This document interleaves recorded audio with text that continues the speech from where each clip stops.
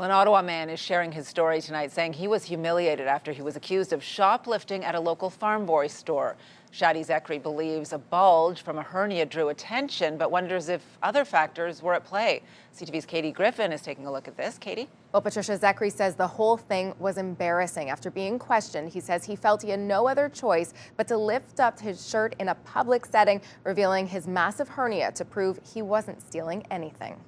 Oh boy. Shadi Zekri is still shaken up after he was accused of shoplifting. It left me broken. Like I couldn't drive after work. Like I had to sit in the car for quite a while.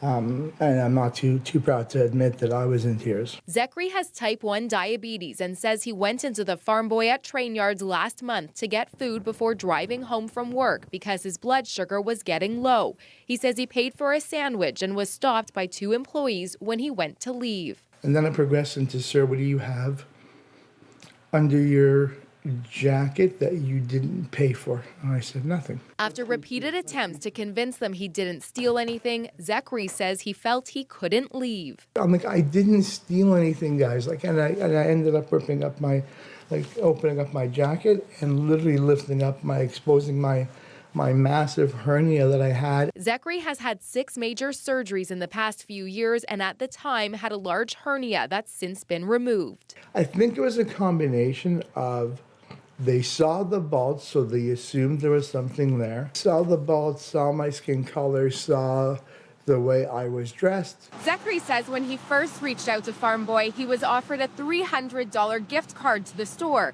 He says that's not good enough and wants to see a formal apology in writing and more training for staff.